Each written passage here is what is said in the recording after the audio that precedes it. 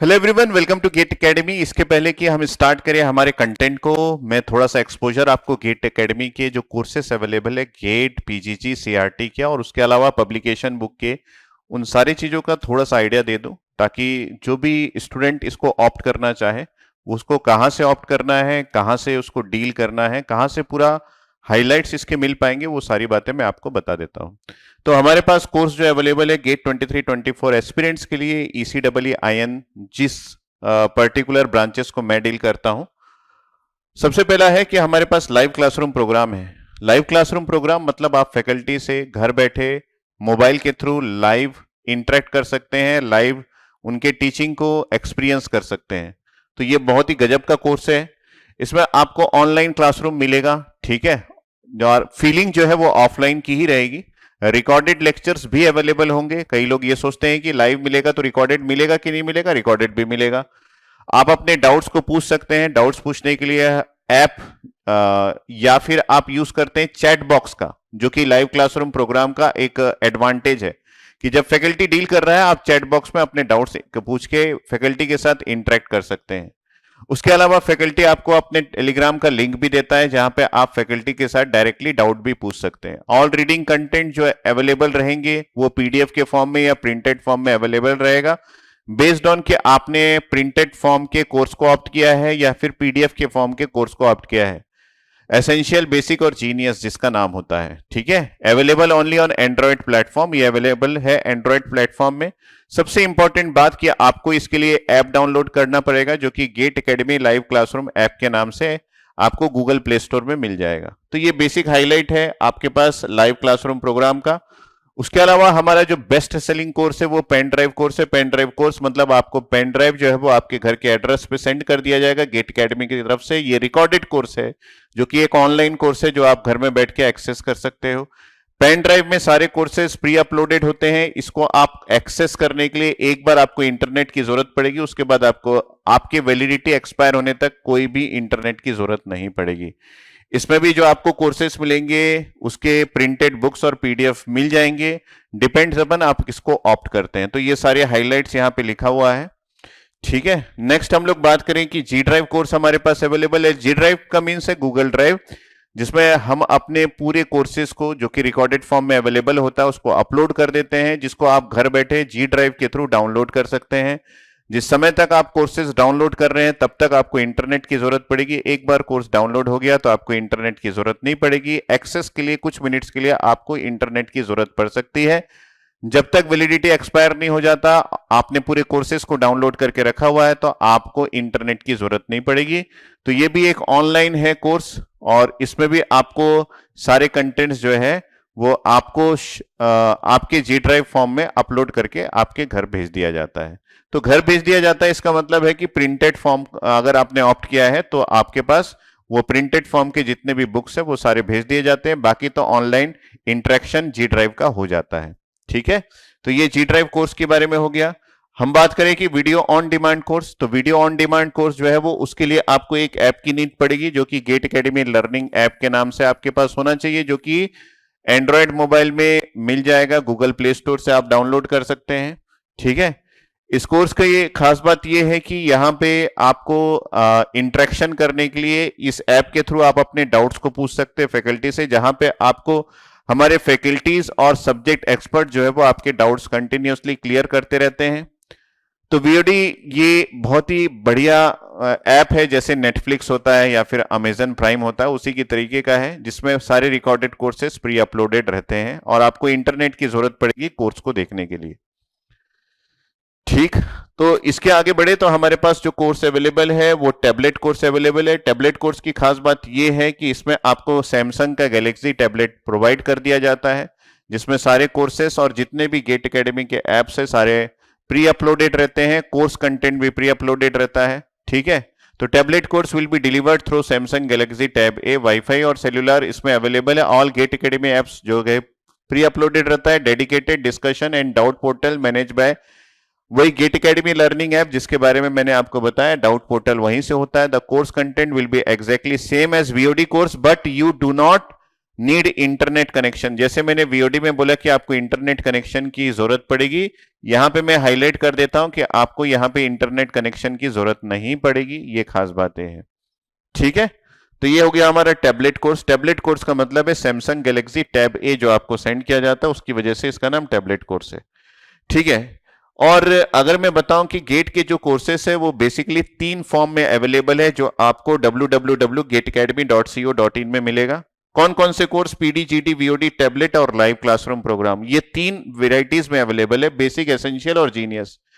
अगर हम बात करें कि वीडियो लेक्चर सभी में दिया जाएगा, बेसिक ले, एसेंशियल ले, जीनियस ले, वीओडी, टैबलेट कोर्स या फिर आप जीडी ले या फिर पीडी ले या फिर लाइव ले। यहां पे देखिए पीडी, जीडी, वीओडी, टैबलेट या फिर लाइव, तो आप ऑप्ट कर सकते हैं बेसिक, एसेंशियल, जीनियस 3 फॉर्म में। ठीक है, वर्कबुक प्रिंटेड फॉर्म में आपको मिलेंगे सिर्फ एसेंशियल और जीनियस में, वर्कबुक पीडीएफ फॉर्म में तीनों में मिलेगा, प्रीवियस ईयर का सॉल्यूशन बुक्स आपको सिर्फ जीनियस में मिलेगा। बैग जो है वो आपको गेट एकेडमी का बैग मिलेगा आपको एसेंशियल और जीनियस में। ऑनलाइन टेस्ट सीरीज जो है वो आपको एसेंशियल, जीनियस में मिलेगा। एक्सेस टू डाउट पोर्टल्स आपको तीनों में मिलेंगे, और ऐसे स्पेशल लाइव ऑनलाइन सेशंस जो है वो आपको तीनों में मिलेंगे। तो ये हो गया टोटली गेट के कोर्सेस। बुक्स के बारे में हम डिस्कस करेंगे, लेकिन हमारे कुछ और कोर्सेज भी है जो कि आप यहां पे देख सकते हैं। कैंपस रिक्रूटमेंट ट्रेनिंग हम प्रोवाइड करते हैं, जिसमें टेक्निकल के साथ साथ आपको सॉफ्ट स्किल्स भी सिखाया जाता है। ठीक है, ये हमारे कंप्यूटर साइंस के डिपार्टमेंट के लोग करते हैं, वहां के फैकल्टी एक्सपर्ट करते हैं, जो कि इलेक्ट्रिकल, इलेक्ट्रॉनिक्स और आईएन स्टूडेंट्स भी ऑप्ट कर सकते हैं। क्योंकि कैंपस रिक्रूटमेंट ट्रेनिंग में आपको कोर सब्जेक्ट नहीं पूछा जाता, बेसिकली आपको C programming, data structure, C plus plus, STL, Python, 200 plus coding problems, basic of OS, DBMS, computer network पूछा जाता है। एप्टीट्यूड एंड रीजनिंग जो आपको इन जनरल 100 प्लस आवर्स की क्लासेस मिलेंगी, जो कि मेन रिटर्न एग्जाम्स में पूछा जाता है जब आप गूगल, विप्रो, टीसीएस का एग्जाम्स देंगे, है ना, ऑनलाइन में। पीडी सेशंस मतलब पर्सनालिटी डेवलपमेंट सेशन, जो कि आपकी ली जाएगी इस कोर्स के अंदर। पर्सनालिटी डेवलपमेंट में आपको soft skill, English communications, how to manage etiquettes, ये सारी चीजें आपको बताई जाएगी, और पर्सनल इंटरव्यू गाइडेंस भी आपको प्रोवाइड किया जाएगा। ठीक है, इसके अलावा हमारे पास एक और कोर्स है जो कि पोस्ट गेट गाइडेंस का है, जिसमें आपको गेट क्रैक करने के बाद आपके डिफरेंट स्कोर्स में कौन कौन से इंस्टीट्यूट्स आपको मिल सकते हैं, आईआईटीज, आईआईएससी और पीएसयू में, जिसमें भी आपको ऑप्ट करना है। ऑप्टिमम यूज कैसे करना है अपने गेट स्कोर का, ताकि आपको कुछ ना कुछ ऑप्शंस मिल जाए। इंटरव्यू गाइडेंस जो डिफरेंट पीएसयूज लेते हैं, जिसमें आपको जीडी, जीटी, पीआई ये सभी होता है, ग्रुप डिस्कशन, ग्रुप टास्क और पर्सनल इंटरव्यू, उसके लिए हम गाइडेंस करते हैं। सीवी के लिए हम गाइडेंस करते हैं। Exclusive guidance for admission in IITs, exclusive guidance for recruitment in any PSU across India. Interview guidance, guidance related to CCMT, मतलब एनआईटी में एडमिशन के लिए जैसे सीओएपी आईआईटीज में एडमिशन के लिए, वैसे सीसीएमटी एनआईटी में एडमिशन के लिए। एलुमनाई कनेक्ट मतलब हम आपके उन स्टूडेंट से, हमारे एलुमनाई से इंटरेक्ट करवाएंगे जो ऑलरेडी प्लेस्ड है पीएसयू में या फिर किसी आईआईटी से अपना कोर्स पढ़ाई कर रहे हैं। तो उनसे इंटरेक्ट करने से आपको यह पता चलेगा कि रियलिटी एंड फैक्ट्स क्या है, आईआईटीज की बात करें, एनआईटीज की बात करें या फिर पीएसयू के बारे में बात करें। गाइडेंस रिलेटेड टू आपका सीवी कैसे फॉर्म आपको बनाना है, वो सारी चीजें हम आपको बताते हैं। अब हम आ जाते हैं गेट एकेडमी पब्लिकेशंस में आपको कौन कौन से बुक्स मिल सकते हैं। बहुत ही उम्दा बुक्स है, इंडिया द्वारा मैक्सिमम लोगों द्वारा पसंदीदा ये बुक्स है। तो जितने भी ब्रांचेस है सभी के लिए कॉमन 2 सब्जेक्ट्स होते हैं, मैथमेटिक्स और एप्टीट्यूड, ये दोनों के बुक्स अवेलेबल है। इस बुक्स में पीवाईक्यू पूरा कवर्ड है, किसी क्वेश्चंस को डिफरेंट मेथड से सॉल्व कैसे कर सकते हैं वो प्रोवाइडेड है, और उसके अलावा क्यूआर कोड प्रोवाइडेड है, जिसको स्कैन करके आप यूट्यूब चैनल में ये देख सकते हैं कि उस पर्टिकुलर प्रॉब्लम को कोई फैकल्टी कैसे सॉल्व करता है। ठीक है, तो ये आपके पास अवेलेबल है मैथमेटिक्स और एप्टीट्यूड के। आगे हम बात करें तो यहां पे हमारे पास कॉमन टॉपिक्स जो कि ECEE में होते हैं, टॉपिक का मतलब है सब्जेक्ट, जैसे कंट्रोल सिस्टम, नेटवर्क, डिजिटल, ये सारे सब्जेक्ट्स कॉमन होते हैं। तो उनके लिए अलग अलग बुक फ्रेम किया गया है। तो आपको इन सभी बुक्स में पीवाईक्यू मिल जाएगा, डिफरेंट मेथड ऑफ सॉल्यूशन मिल जाएंगे, और उसके साथ साथ क्यूआर कोड मिल जाएगा। इसके अलावा हम बात करें कोर सब्जेक्ट्स जो कि ईसी के लिए होता है, इलेक्ट्रॉनिक्स डिवाइसेस, कम्युनिकेशन और ईएमटी, उसके लिए अलग बुक है। अगर हम लोग इलेक्ट्रिकल की बात करें तो मशीन पीएसए पावर इलेक्ट्रॉनिक्स के लिए अलग बुक है। हम लोग आईएन के लिए बात करें तो मेजरमेंट हो गया, ट्रांसड्यूसर्स हो गया, उसके लिए ऑप्टो इलेक्ट्रॉनिक डिवाइसेस के लिए अलग से बुक अवेलेबल है। ठीक है, तो ये आपके कोर सब्जेक्ट्स के लिए है। उसके अलावा इलेक्ट्रिकल मशीन के लिए हमारे पास 2 वॉल्यूम अवेलेबल है एक्सक्लूसिव इलेक्ट्रिकल मशीन के लिए। ठीक है, जिसमें आपको टॉपिक्स वाइज इंपॉर्टेंट की पॉइंट्स मिल जाएंगे, थ्योरी मिल जाएगा, क्वेश्चंस पीवाईक्यू मिल जाएंगे, प्रैक्टिस प्रॉब्लम मिल जाएंगे। मतलब ये कंप्लीट आपको इलेक्ट्रिकल मशीन की तैयारी के लिए जो टेक्स्ट की जरूरत है वो सारा कुछ आपको मिल जाएगा इलेक्ट्रिकल ब्रांच के लिए। और अगर हम लोग इलेक्ट्रॉनिक्स ब्रांच की बात करें तो आपको इलेक्ट्रोमैग्नेटिक थ्योरी और कम्युनिकेशन जो इनके कोर सब्जेक्ट्स है उसके लिए बुक मिल जाएंगे, जिसमें आपको प्रैक्टिस प्रॉब्लम, पीवाईक्यू, ईएससी के क्वेश्चंस और जो इंपॉर्टेंट की पॉइंट्स है और थ्योरीज है वो आपको मिल जाएगा। ठीक है, तो चलते हैं हम अपने कंटेंट की ओर जो आज के लेक्चर्स में आपको देखने को मिलेगा। तो यहां पे हम लोग लो लेवल इंजेक्शन या फिर इंजेक्शन ऑफ माइनॉरिटी कैरियर्स की बात करते हैं। तो लो लेवल इंजेक्शन क्या होता है या फिर इंजेक्शन ऑफ माइनॉरिटी कैरियर्स क्या होता है, इसके लिए आपको एक भूमिका बनाना पड़ेगा कि व्हाट और व्हाई। तो भूमिका बनाइए। यहां पे एक सेमीकंडक्टर मैंने ले लिया। ठीक है, ये सेमीकंडक्टर की कहानी क्या है कि ये इंट्रिंसिक है। क्या है इसकी कहानी? ये इंट्रिंसिक है। और ये किससे बना हुआ है? ये सिलिकॉन से बना हुआ है। किससे बना है? ये सिलिकॉन से बना है। टेम्परेचर क्या है? टेम्परेचर 300 केल्विन है। अगर ये सिलिकॉन से बना है, टेम्परेचर 300 केल्विन है, ठीक है, तो यहां पे ये सिलिकॉन से बना है और टेम्परेचर 300 केल्विन है, तो इस इंट्रिंसिक की कहानी क्या हो गई? इस इंट्रिंसिक में एटॉमिक डेंसिटी है ना, एटॉमिक डेंसिटी अगर मैं पूछूं तो सभी लोग ये बोलेंगे कि सर यहाँ पे 5 × 10⁻22 एटम्स है, किसमें? पर यूनिट वॉल्यूम में। ये आपको पता होना चाहिए।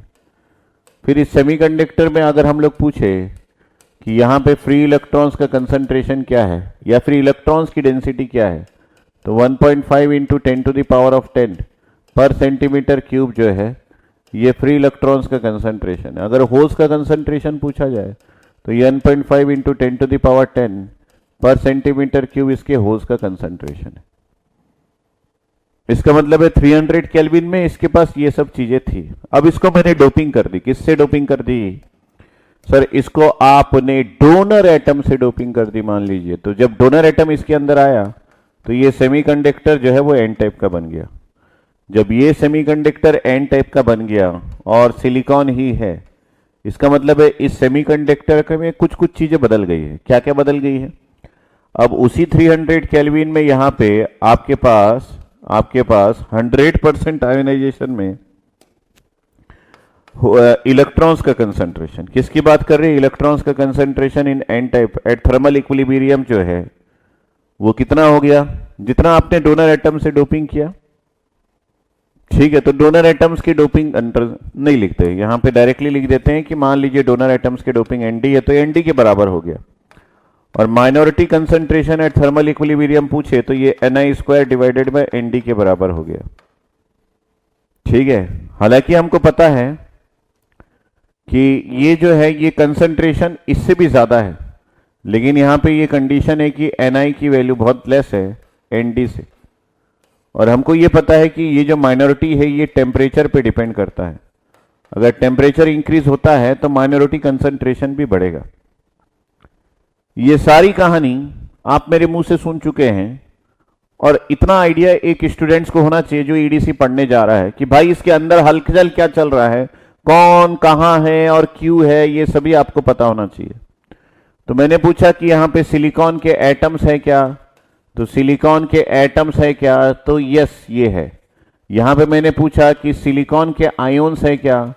सिलिकॉन के आयोन्स है क्या? तो यस यहां पे है। यहां पे मैंने पूछा कि डोनर के आयोन्स है क्या? तो सभी ने बोला कि यस डोनर के आयोन्स है।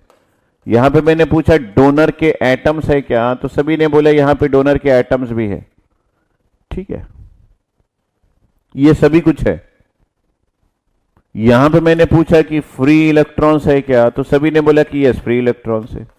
यहां पे मैंने पूछा होल्स है क्या? यस सभी ने बोला। यहां पे पूछा मैंने कि बाउंडेड इलेक्ट्रॉन्स है क्या? कौन बॉन्डेड इलेक्ट्रॉन्स है क्या? तो सभी सोच में पड़ गए कि है कि नहीं है पता नहीं। तो यहां पे बाउंडेड इलेक्ट्रॉन्स भी है। और यहां पे मैंने पूछा कि इनर शेल की इलेक्ट्रॉन्स है क्या? कौन सर, इनर शेल के इलेक्ट्रॉन्स है क्या? तो ये भी है, ये सभी कुछ इसके अंदर एग्जिस्ट करते हैं। ठीक है, सिलिकॉन एटम्स भी है, सिलिकॉन आयंस भी है, डोनर आयंस भी है, डोनर एटम्स भी है, फ्री इलेक्ट्रॉन्स भी है, होल्स भी है, बाउंडेड इलेक्ट्रॉन्स भी है, इनर शेल के इलेक्ट्रॉन्स भी है। आपको ये फर्क समझ में आ रहा है क्या? बाउंडेड इलेक्ट्रॉन्स कौन है और इनर शेल के इलेक्ट्रॉन्स कौन है? अगर नहीं समझ में आ रहा है तो दर्द है, अगर समझ में आ रहा है तो बेदर्द है। ठीक है, एक बार बताएंगे यहां पे ये सारा चीज सिनारियो जो मैंने इसके बारे में इतनी सारी कहानी बताई है, ये है कि नहीं है? ठीक है, ये सब है इसके अंदर। अब हम क्या कर रहे हैं कि यहां पे कुछ एनर्जी लगा रहे हैं। अब 300 केल्विन कांस्टेंट कंडीशन में है और ये थर्मल इक्विलिब्रियम में है, तो हम लोग इसके इक्विलिब्रियम कंडीशन को खराब कर रहे हैं। क्या कर रहे हैं?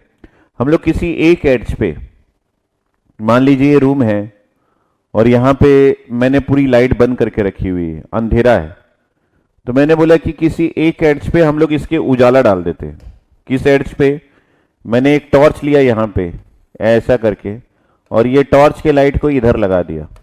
ठीक है, ये मैंने टॉर्च के लाइट को किसी एक साइड में अप्लाई कर दिया। जब मैंने टॉर्च के लाइट को इस साइड में अप्लाई कर दिया तो यहां पे इस साइड में क्या हुआ? इस साइड को एक एनर्जी मिल गई। कौन सी एनर्जी नाम रखते हैं? उस एनर्जी को नाम रखते हैं हम लोग फोटॉन की एनर्जी मिल गई, है ना, फोटॉन की एनर्जी मिल गई, जो कि लाइट एनर्जी का पैकेट होता है। अब ये जो फोटॉन एनर्जी है इसको हम लोग लिखते हैं E इज इक्वल टू, ये होता है hc डिवाइडेड बाई लैम्डा, और ये फोटॉन के नाम से n से भी इंटीग्रल मल्टीपल होता है।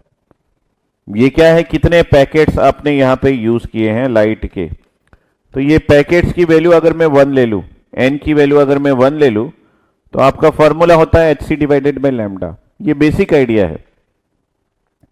जब फोटॉन एनर्जी की बात करते हैं हम लोग पैकेट्स ऑफ एनर्जी की बात करते हैं, जैसे डेटा पैकेट की बात करते हैं वैसे एनर्जी का पैकेट की बात करते हैं, तो उस एनर्जी पैकेट को फोटॉन बोला जाता है।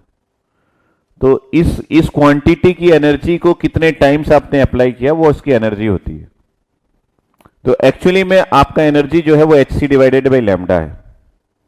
तो ये जो फोटॉन एनर्जी मैंने लगाया that is nothing but the light energy, है ना, लाइट एनर्जी लगाया, तो इसका फॉर्मूला है E is equal to hc divided by lambda. Actually तो लैम्डा क्या होता है सर? लैम्डा जो है वो लाइट का वेवलेंथ होता है और यही डिसाइड करता है कि कितनी एनर्जी मिलनी चाहिए। क्यों? क्योंकि h और c जो है ये कांस्टेंट है, तो जितने वेवलेंथ का लाइट इसमें अप्लाई करेंगे वो डिसाइड करता है कि एनर्जी का मैग्नीट्यूड कितना आएगा। Green light, white light, yellow light, blue light, violet light, ये सभी की लैम्डा जो है वो अलग अलग होता है। ये लगभग 390 नैनोमीटर से लेके 700 नैनोमीटर के बीच में होता है विजिबल स्पेक्ट्रम का, तो उसके अनुसार इसकी एनर्जी भी तय होती है। ये बेसिक आइडिया है, ये 11th-12th में हम लोग पढ़ते हैं। अगर आपको 11th-12th का बेसिक आइडिया अच्छे से है तो मेरी जो भाषा है, मेरी जो भाषा शैली है, उसको आप प्रॉपरली कैच कर पाओगे। अगर आप 7th, 8th, 9th, 10th, 11th, 12th में बेपनाह इंजॉय किए हो तो भाषा शैली को समझ में तो आएगा, थोड़ा सा वक्त लग जाएगा। ठीक है, भाषा शैली आपको समझ में तो आएगी लेकिन थोड़ा सा वक्त लग जाएगा। किसी किसी को हो सकता है गूगल करना पड़ जाए, किसी किसी को हो सकता है कि थोड़ा सा और एक्सप्लेन करने के बाद समझ में आए, लेकिन मेरी बातों को सुनते रहना कि lambda will decide the energy and this is nothing but the wavelength, h is the Planck's constant and c is the speed of light, that is 3 into 10 to the power 8 metre per second. ठीक है, तो काफी लोगों को ये बात समझ में आ रही है। इसका मतलब मैं कुछ नहीं बोलना चाहता हूं, मैं ये बोलना चाहता हूं कि लाइट सोर्स के पास एक एनर्जी होती है, लाइट सोर्स में एक एनर्जी होती है, और अगर ये एनर्जी, अगर यही एनर्जी जो है जो आपके पास E is equal to hc divided by lambda से आता है, इस एनर्जी की वैल्यू आपके एनर्जी गैप से ज्यादा हो जाए तो यहां पे क्या हो जाएगा? यहां पे एक प्रोसेस स्टार्ट हो जाएगा, जिस प्रोसेस को हम बोलते हैं जनरेशन। बहुत इजी है EDC, बहुत इजी है।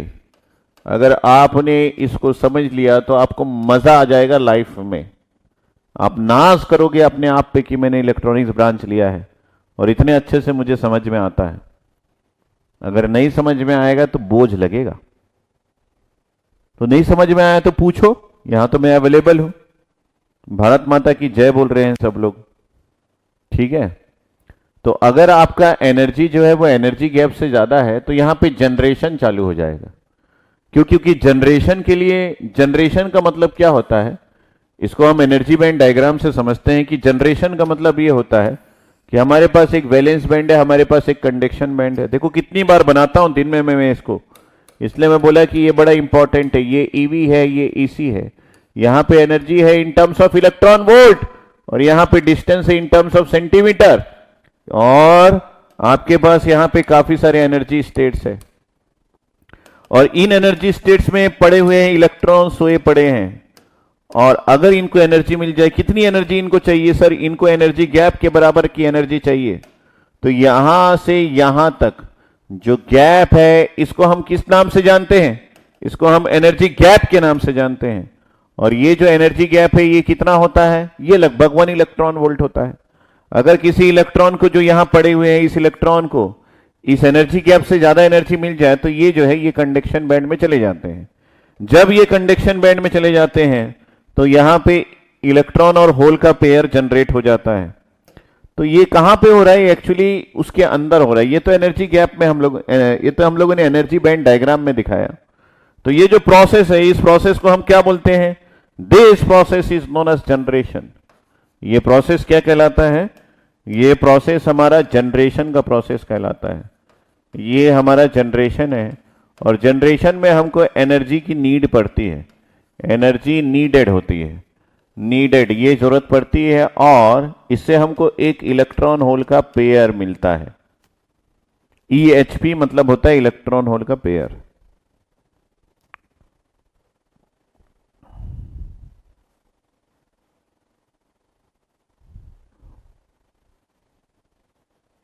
गाना क्यों गा रहा है ये, रमनदीप सिंह अचानक गाना गाने लगा। ठीक है, तो ये है आपके पास। तो यहां पे हमारे पास एक और है, ये मैं बॉन्ड डायग्राम में आपको समझाता हूं कि मान लीजिए जिस सरफेस की मैं बात कर रहा हूं, जहां पे आपने लाइट एनर्जी लगाया, उस सरफेस को मैं आपकी तरफ कर दिया घुमा के ऐसे। कौन से सरफेस को, ये वाला सरफेस। ठीक है, ध्यान से देखते रहना।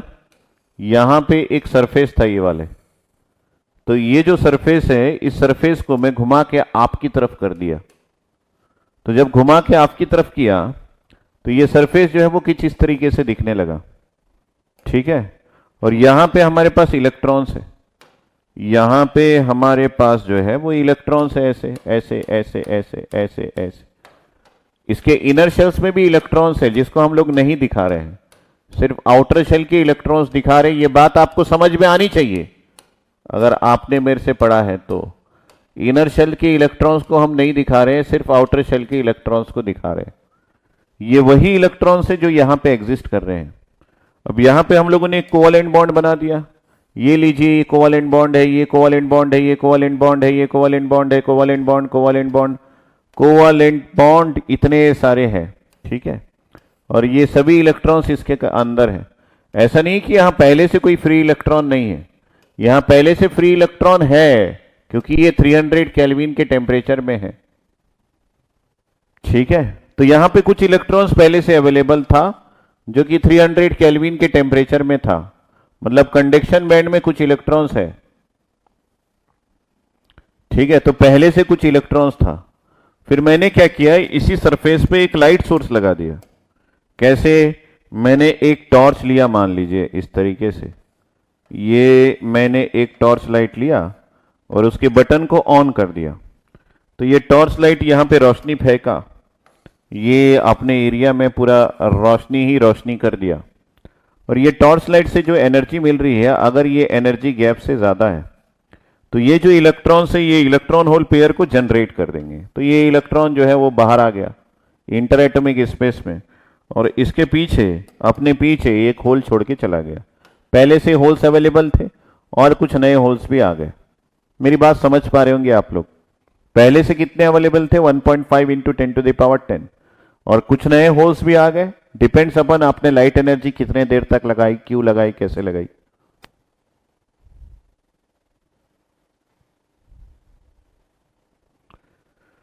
तो ये जो इलेक्ट्रॉन्स जो है वो जनरेट हुआ, इसको हम लोग ब्रेकिंग ऑफ कोवेलेंट बॉन्ड भी बोलते हैं या फिर रप्चरिंग ऑफ कोवेलेंट बॉन्ड भी बोलते हैं, क्योंकि कोवेलेंट बॉन्ड ऐसा टूटता नहीं है कि कोवेलेंट बॉन्ड एक हड्डी है और उसको घुमा के तोड़ दिए, ऐसा नहीं है। कोवेलेंट बॉन्ड हड्डी नहीं है, ये एक सिंपल दो इलेक्ट्रॉन्स के प्रेजेंस में जो दो एटम्स के बीच में होते हैं उनके बीच में एक रिश्ता बन जाता है और उसी रिश्तेदारी को हम लोग बॉन्ड बोलते हैं।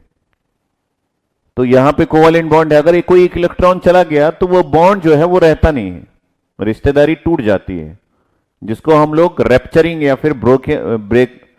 फिर ब्रेकिंग ऑफ कोवेलेंट बॉन्ड बोलते हैं। तो ये जो कोवेलेंट बॉन्ड है ये ब्रेक हो गया है, ठीक है। यहां पे भी एक होल आ गया है और ये कोवेलेंट बॉन्ड भी ब्रेक हो गया है, लेकिन बाकी सारे कोवेलेंट बॉन्ड्स इंटैक्ट है, उनपे कोई ब्रेकिंग नहीं हुआ है।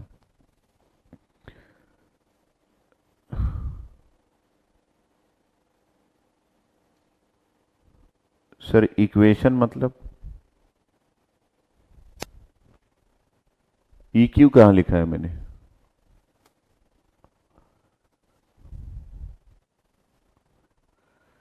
और साई चरण क्या पूछ रहे हैं पता नहीं, ठीक है। मेरी बातों को ध्यान से सुनो और उसके अनुसार करो एनालिसिस, ठीक है। EQ मतलब EQ कहीं लिखा ही नहीं मैं, EG है ये, EG।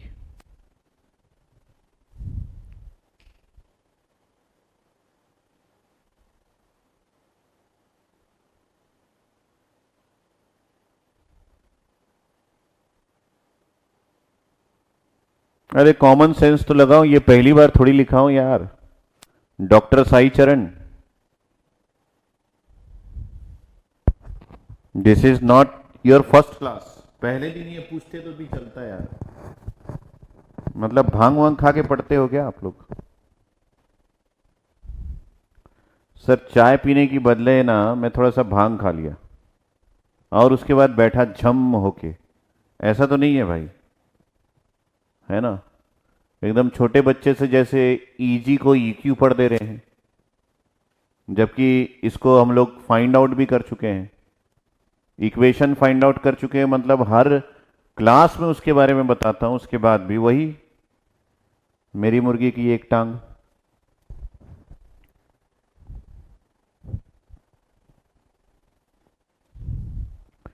ठीक है, भांग मत खाओ, चाय कॉफी पी लो, ठीक है। तो यहां पे हमारा कहानी चल रहा था, कहानी में ब्रेक लिया है यार, बढ़िया चल रहा था। हाँ, तो मैंने बोला कि इलेक्ट्रॉन होल पेयर जनरेट हुआ, तो जो लाइन मैंने यहां पे खींचा है वही लाइन जो है यहां पे भी खींचेंगे। आजकल उल जुलूल क्वेश्चन पूछने से कुछ लोग जो है वो फंडिंग कंपनी बोल देते हैं। हो सकता है बेचारा फंडिंग का ना हो, है ना। फंडिंग मतलब बदनामी हो गया है, क्या हालत हो गया है फंडिंग का, ठीक है। तो ये मैंने इधर से इधर फेंक दिया, तो यहां पे बढ़िया सा एक सिनेरियो बन गया है, चाहे आप बैंड डायग्राम में देखें चाहे बॉन्ड डायग्राम में देखें। तो ये हमारा बैंड डायग्राम है, ये हमारा बैंड डायग्राम है और ये हमारा बॉन्ड डायग्राम है। तो दोनों की कहानी मैंने बता दिया कि अगर आपकी एनर्जी जो है वो एनर्जी गैप से ज्यादा रहे तो जो है चीजें जो है वो बदल लेती है।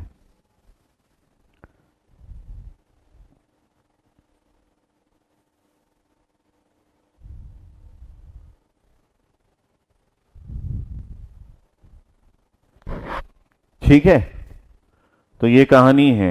तो यहां पे हमको इलेक्ट्रॉन्स भी मिलता है, होल्स भी मिलता है। इसका मतलब है जिस प्रोसेस से जनरेशन होता है उसके लिए एनर्जी नीडेड पड़ती है। कितनी एनर्जी नीडेड पड़ती है? Energy should be greater than energy gap. तो ये सारी बातें मैंने बता दी। तो अब धीरे धीरे इसको लो लेवल इंजेक्शन और इंजेक्शन ऑफ माइनॉरिटी कैरियर्स की तरफ ले जाते हैं। तो अब इससे पता चल गया कि भाई जहां पे उसको एनर्जी मिलेगी वहीं तो जनरेट होगा। तो इससे क्या पता चल गया कि सर आपने एक एड्स पे लाइट सोर्स लगाया, फटाफट समझेंगे, है ना। मेरे घर मेहमान आए हैं, वो लोग वेट कर रहे हैं, आप लोग बढ़िया समझोगे तो बढ़िया उनको टाइम दे पाऊंगा, है ना। आप लोग जल्दी से नहीं समझोगे तो उनको टाइम भी कम मिलेगा। फिर वो बोलेंगे कि भैया इसके घर कभी नहीं आएंगे जिंदगी में, ये पढ़ाता ही रहता है, इसकी जिंदगी में स्टूडेंट के अलावा कोई नहीं है, हमारी भी इज्जत नहीं करता है। तो बढ़िया से समझना जल्दी जल्दी। तो ये है, मैंने टॉर्च बना दिया और इस टॉर्च से ऐसे लाइट आया और ये लाइट इस एड्ज पे फॉल हुआ। तो इस एड्ज पे क्या होगा, इस एड्ज पे इलेक्ट्रॉन्स और होल्स का पेयर जनरेट होगा। तो हम लोगों ने यहां पे फर्स्ट टाइम जब इसको एन टाइप का बनाया तो एनडी से हम लोगों ने यूनिफॉर्मली डोपिंग किया था। यूनिफॉर्मली का मतलब समझते हैं ना, यूनिफॉर्मली डोप्ड किया था। अब जब हम लोगों ने यहां पे सेकंड केस में लाइट सोर्स लगाया तो लाइट सोर्स से क्या हुआ, इस वाले साइड में इलेक्ट्रॉन्स और होल्स का पेयर जनरेट हो गया। तो इसके पहले हमारे पास क्या था, इसके पहले हमारे पास इलेक्ट्रॉन्स ही इलेक्ट्रॉन्स भरे हुए थे। तो यहां पे पूरे सेमीकंडक्टर में हमारे पास इलेक्ट्रॉन्स ही इलेक्ट्रॉन्स भरे हुए थे। इसका मतलब ये नहीं है कि आयोन्स नहीं थे, आयोन्स भी थे, लेकिन अभी के लिए मेरे को जरूरत नहीं है इसलिए मैं नहीं बना रहा हूं। लेकिन यहां पे थोड़ा ज्यादा ही इलेक्ट्रॉन्स आ गए हैं। क्यों आ गए हैं, क्योंकि इस एरिया में जनरेशन हो गया है और यहां पे कम इलेक्ट्रॉन्स है। सर इस एरिया में होल्स भी तो आएंगे, मैंने बोला कि हाँ बेटा होल्स भी तो आएंगे। कब बना किया, तो यहां पे काफी सारे होल्स भी आ गए हैं। जनरेशन के बाद जितने इलेक्ट्रॉन्स आए हैं उसके हिसाब से उतने होल्स भी आ गए हैं। तो ये देखिए इलेक्ट्रॉन्स होल का जमघट लग गया है यहां पे, और यहां पे कुछ दूर दूर में होल्स है क्योंकि होल्स माइनॉरिटीज है। ठीक है, तो इलेक्ट्रॉन्स भी बढ़ गए, होल्स भी बढ़ गए। तो अगर ऐसा होता है तो यहां पे कंसंट्रेशन ऑफ इलेक्ट्रॉन्स और होल्स के बढ़ने से ये जो इलेक्ट्रॉन्स होल्स है देखिए यूनिफॉर्मली डोप्ड है, लेकिन फिर भी ये चार्ज कैरियर्स इधर जाने लगते हैं। कौन जाने लगते हैं सर, ये जो चार्ज कैरियर से ये इस तरफ जाने लगते हैं। ऐसे क्यों जाने लगते हैं, क्योंकि एक यूनिफॉर्मली डोप्ड में आपने इलेक्ट्रॉन्स होल पेयर को किसी एक एड्ज पे जनरेट कर दिया, तो उस एड्ज पे इलेक्ट्रॉन्स होल पेयर बढ़ गए, जिसकी वजह से यहां का कंसंट्रेशन यहां के कंसंट्रेशन से ज्यादा हो गया। तो ये नॉन यूनिफॉर्मली डोप्ड हो गया।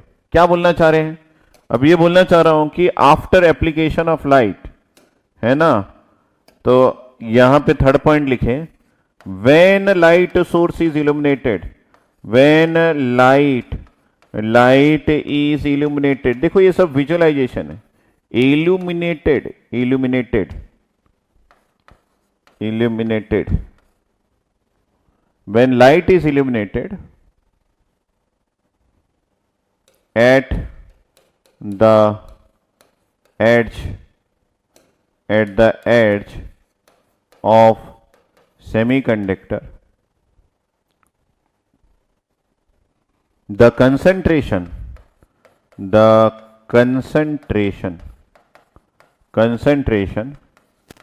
of electrons and holes increases। Electrons and holes लिख दिया, इसका मतलब है मेजॉरिटी भी बढ़ रहा है और माइनॉरिटी भी बढ़ रहा है।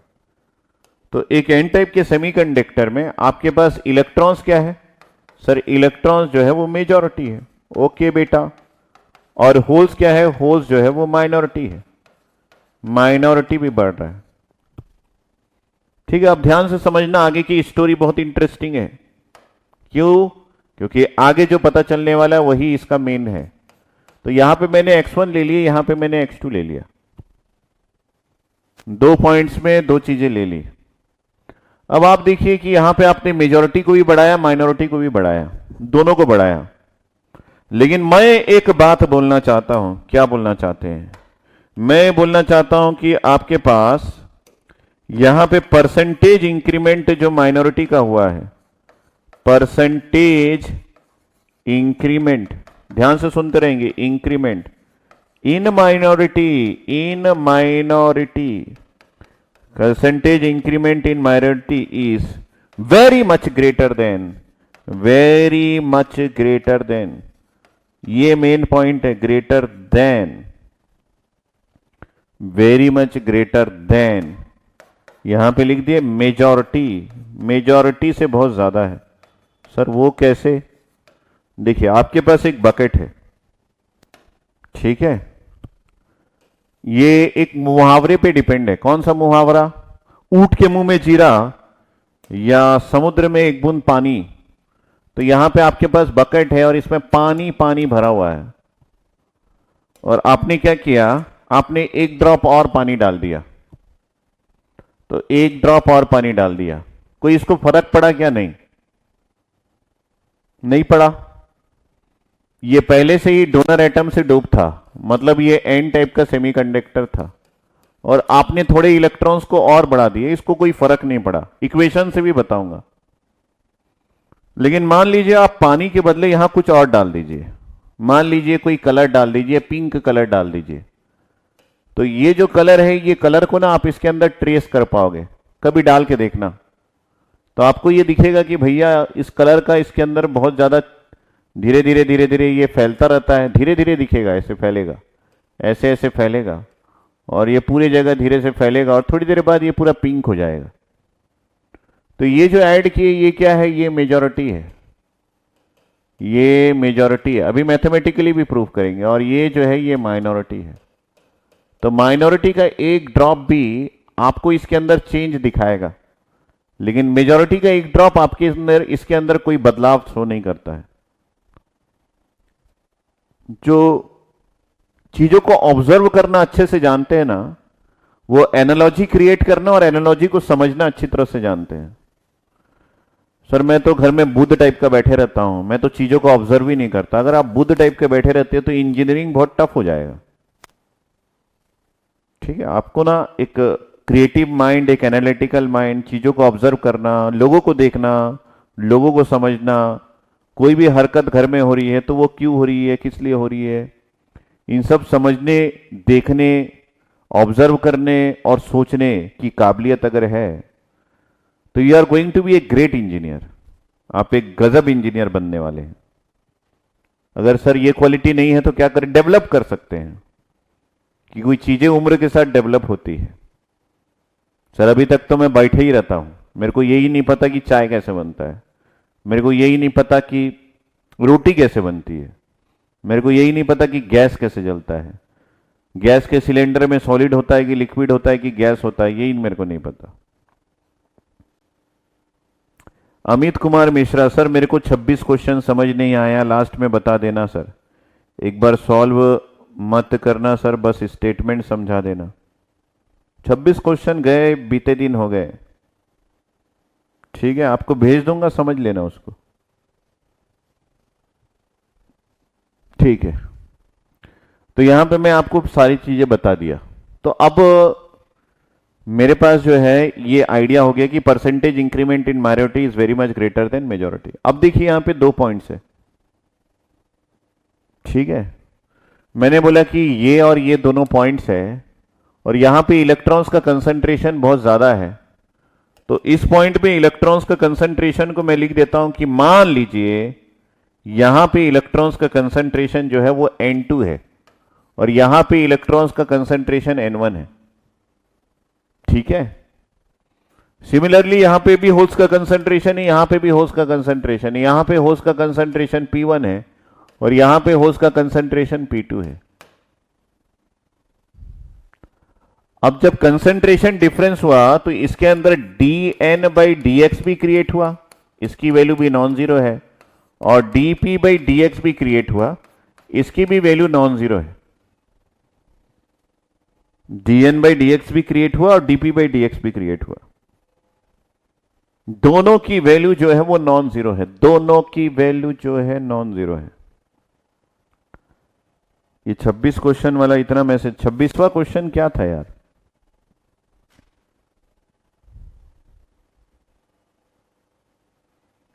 छब्बीस क्वेश्चन में ये है कि इंट्रिंसिक फर्मी लेवल है, उसमें ईसी सेंटर से डिफरेंस पूछ रहा है, ये सेंटर है ईसी प्लस EV/2, और ये इंट्रिंसिक लेवल है, इन दोनों के बीच का डिफरेंस पूछ रहा है। इसमें स्टेटमेंट में रखा ही क्या है?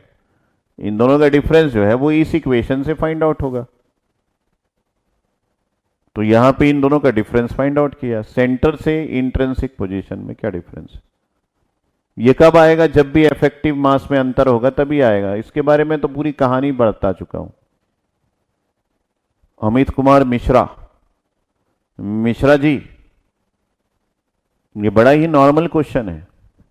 आप पूरी क्लास अटेंड नहीं किए क्या? एकदम नॉर्मल क्वेश्चन है, उसमें बताने लायक कुछ है ही नहीं।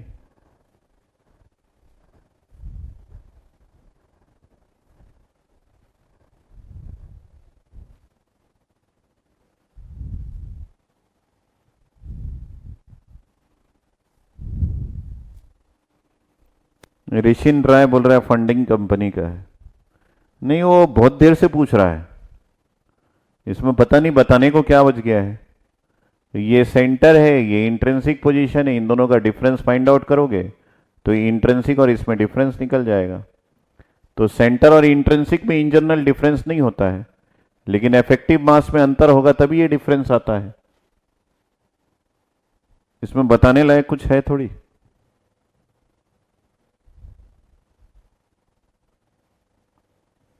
मिश्रा जी, ठीक है, यहां पहुंचे। मिश्रा जी यहां पहुंच नहीं पा रहे थे, थोड़ी देर बाद इसका डाउट पूछ लेते। तो मेरे पास इसको मैं एक बॉक्स में लगता हूं, क्योंकि यहां पे होल्स का भी डिफरेंस हो गया, इलेक्ट्रॉन्स का भी डिफरेंस हो गया, तो इसकी वजह से चार्ज कैरियर्स का मूवमेंट चालू हो जाएगा। लेकिन इस स्टेटमेंट पे ध्यान देना, मैंने बोला percentage increment in minority is very much greater than percentage increment in majority. इसका मतलब है कि आपके पास यहां पे जो N2 और N1 में जो डिफरेंस है, ये दोनों बहुत ज्यादा नहीं है, ये टेंड्स टू जीरो है, बहुत ज्यादा डिफरेंस नहीं आ पाया। मैं इसके लिए फॉर्मूला बताऊंगा, लेकिन P2 माइनस P1 में ये बहुत ज्यादा डिफरेंस आ गया, या फिर इसको उल्टा लिखते हैं तो ज्यादा अच्छा होगा। मैं यहां पे पॉइंट्स बता रहा हूं कि इस स्टेटमेंट के अकॉर्डिंग अगर मैं ऐसा लिखूं कि N1 माइनस N2 के बीच में डिफरेंस क्या है, तो ये बोल रहा है कि बहुत ज्यादा डिफरेंस नहीं है, तो ये जो है ये टेंड्स टू जीरो हो जाएगा। लेकिन अगर मैं P1 माइनस P2 लिखूं तो इस स्टेटमेंट के अकॉर्डिंग इन दोनों में बहुत ज्यादा डिफरेंस आ गया, क्योंकि बोल रहा है ना percentage increment in minority is very much greater than, तो ये जो है ये कभी भी टेंड्स टू जीरो नहीं होगा।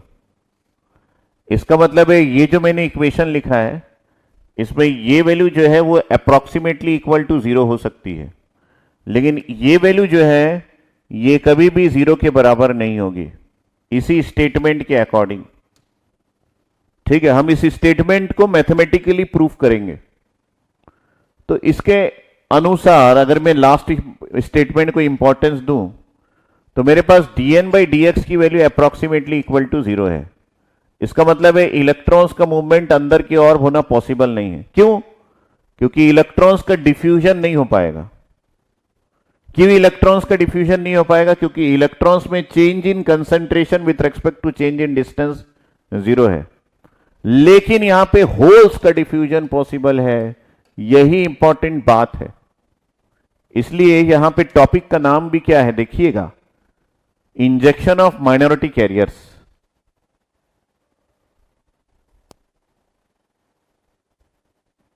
इसलिए टॉपिक का नाम क्या है, injection of minority carriers. Sir आप बहुत देर से ये वाली बात को बोल रही है, इसको प्रूफ कर दीजिए ना जल्दी से। ठीक है, तो माइनॉरिटी चार्ज कैरियर्स जो है वो इंजेक्ट हो रहा है, अंदर की ओर जा रहा है। इंजेक्शन का मतलब क्या है? इंजेक्शन का मतलब है कि हमको कोवैक्सीन का भी इंजेक्शन लगा है ना। सर वो तो वैक्सीनेशन है। अरे वैक्सीनेशन जो है वो एक टर्मिनोलॉजी है जो कि वायरस से बचाने के लिए होता है या फिर बैक्टीरिया से। जो आपको ठूसा जाता है वो इंजेक्शन है। तो वो जो इंजेक्शन है वो क्या करता है? सर वो इंजेक्शन जो है वो जैसे ही हमको लगता है, ठीक है, वो इंजेक्शन हमको लगता है, सर वो इंजेक्शन सिर्फ 5 ml का होता है, एक कंसंट्रेटेड चीज जो बॉडी में लगता है पूरे बॉडी में फैल जाता है। फैलने के बाद एक दिन गजब की बुखार आती है, पूरा बॉडी की ऐसी तैसी हो जाती है, फिर दूसरे दिन मैं नॉर्मल हो जाता हूं। बस यहां पे भी वही होगा।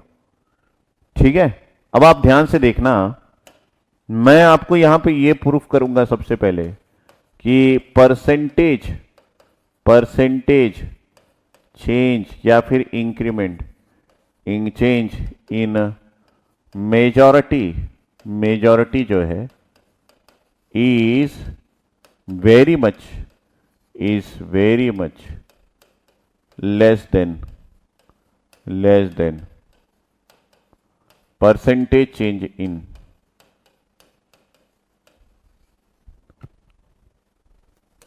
change in minority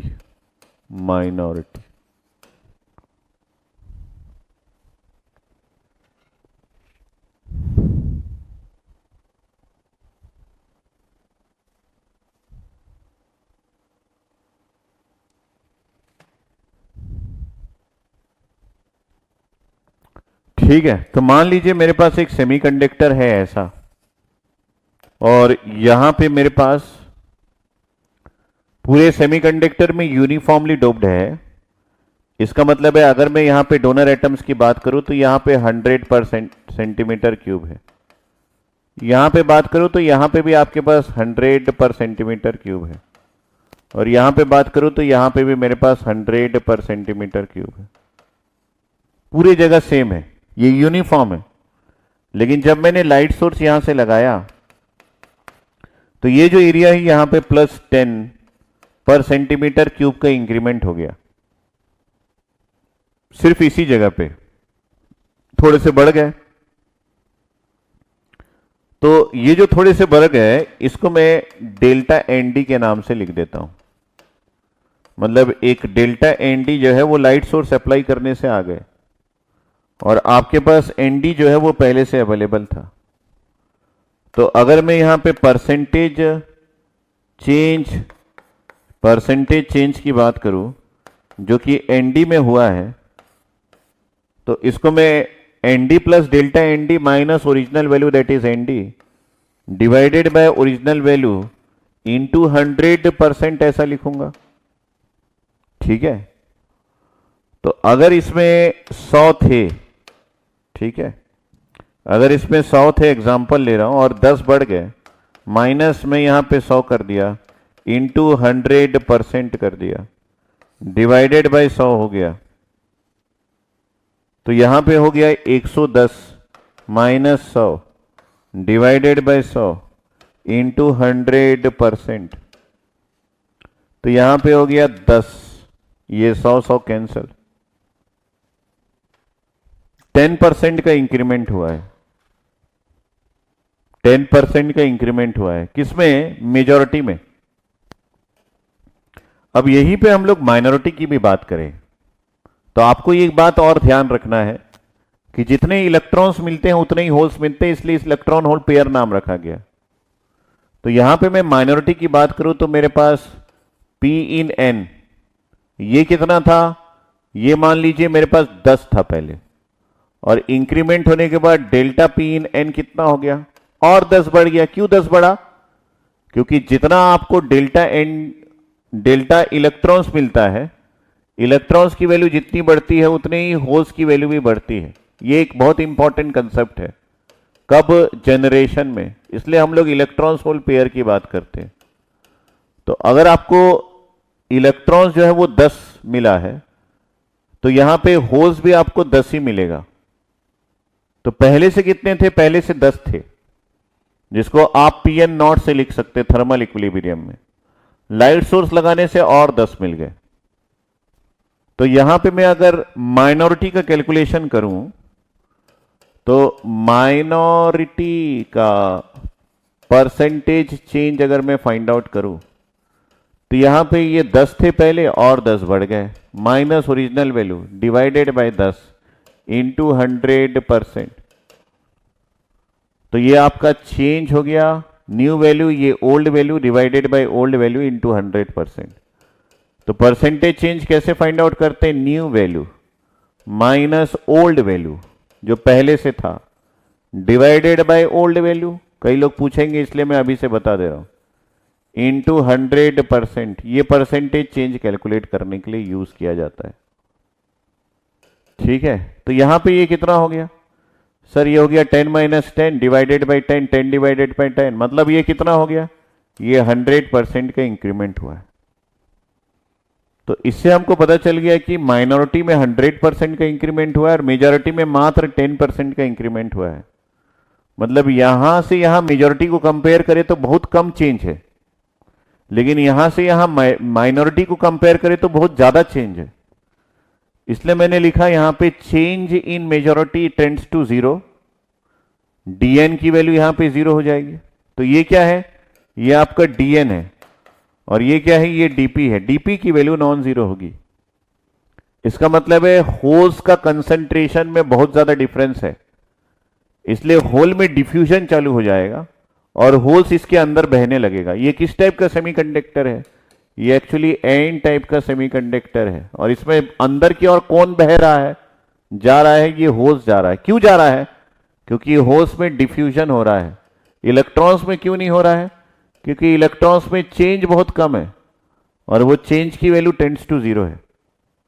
बहुत कम लोगों को ये बात समझ में आती है, और जिनकी बात समझ में आती है वो गजब टाइप का फील करते हैं यहां पे। तो मैं तो गजब फील करता हूं, आप गजब करते हो कि नहीं करते हो ये देख लो। तो ये सब बातें इंपॉर्टेंट था, और हमको पता चल गया कि भाई होल्स अंदर जाएगा।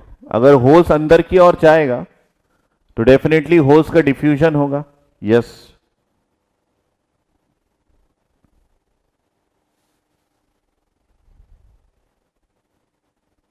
हाँ, तो कौन कैलकुलेट कर रहा है, dn by D X tends to zero है तो कैलकुलेट थोड़ी करेंगे हम, dp बाई डी एक्स को ही कैलकुलेट करेंगे। मैं थोड़ी कैलकुलेट कर रहा हूं। तो मैं यहां पे डिफ्यूजन ऑफ होल्स की बात कर रहा हूं, डिफ्यूजन ऑफ इलेक्ट्रॉन्स की बात नहीं कर रहा हूं। तो अमन को समझ में आया है, ऋतुराज को समझ में आया है, और बाकी लोग सोच रहे हैं कि सर क्या क्या बोल रहे हैं पता नहीं। सोच लीजिए, थोड़ा देर रुकता हूं मैं यहां पे। जब ईडीसी के कंसेप्ट को स्पीडली बताया जाता है तो काफी लोगों के ऊपर चले जाता है, तो इसलिए मैं थोड़ा देर रुकता हूं, 2 सेकंड का मौन धारण करता हूं। उस 2 सेकंड में आप देखिएगा कि आपको क्या समझ में आया है।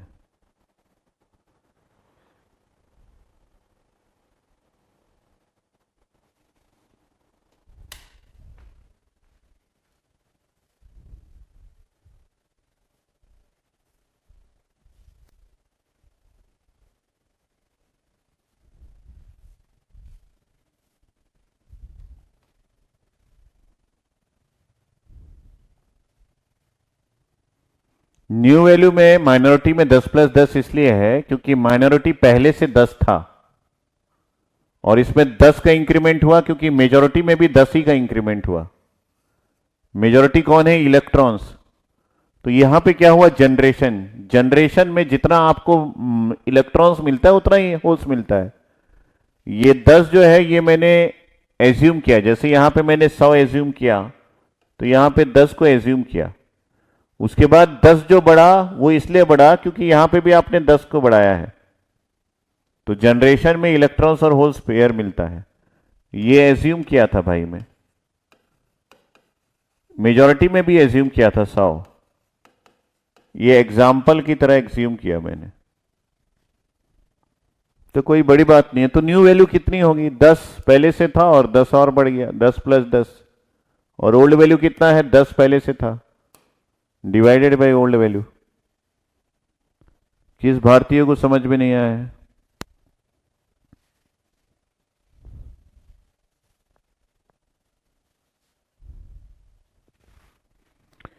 कितने प्रतिशत भारतीय को समझ में नहीं आया है?